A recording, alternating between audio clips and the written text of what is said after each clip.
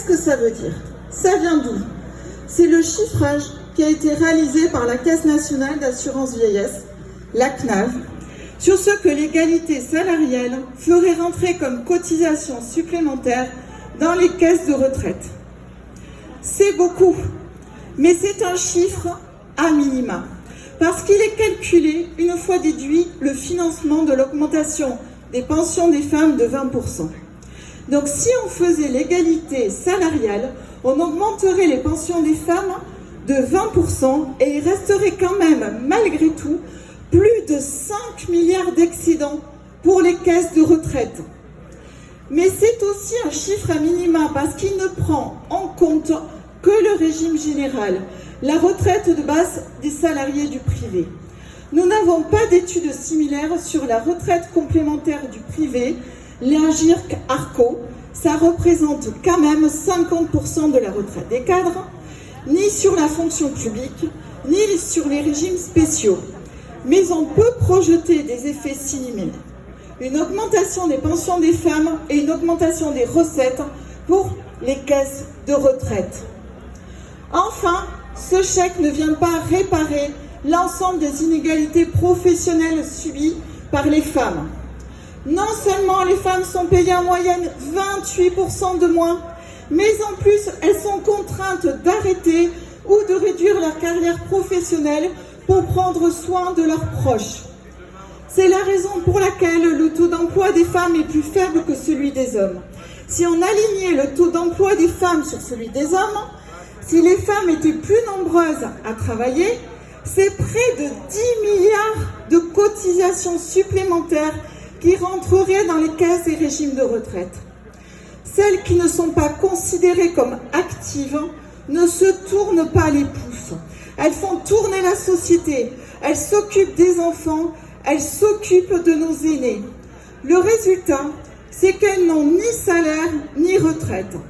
Il faut donc socialiser les tâches domestiques, créer un service public de la petite enfance et un service public de prise en charge des personnes dépendantes pour permettre aux femmes de travailler, de ne pas être assignées aux tâches domestiques, d'avoir un salaire et une retraite.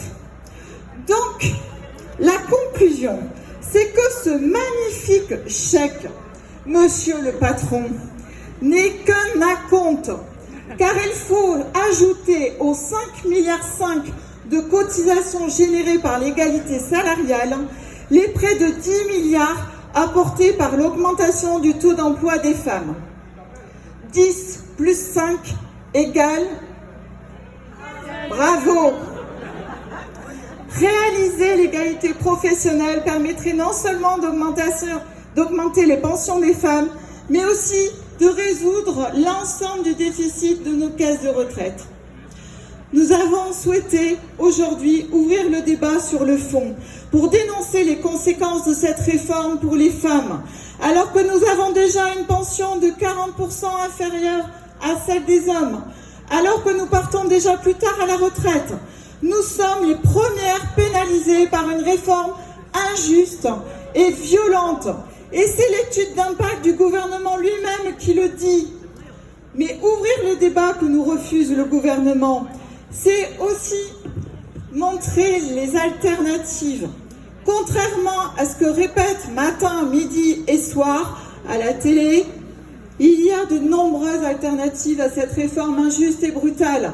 Et l'égalité professionnelle en fait partie. Alors comment faire ? Cela fait des années que nous avons mis de nombreuses propositions sur la table. D'abord, sanctionner les entreprises qui discriminent et revoir en profondeur l'index égalité. Ensuite, revaloriser les métiers féminisés et créer un droit systématique au temps plein. Enfin, il faut mettre fin au plafond de verre. Plafond de verre, plafond de mer, réduire le temps de travail pour permettre à toutes et tous d'exercer des responsabilités professionnelles tout en ayant une vie de famille. Alors aujourd'hui, nous avons un message. Au lieu de nous voler 2 ans de vie, réaliser l'égalité professionnelle. Il faut juste un peu de courage politique pour affronter enfin le patronat.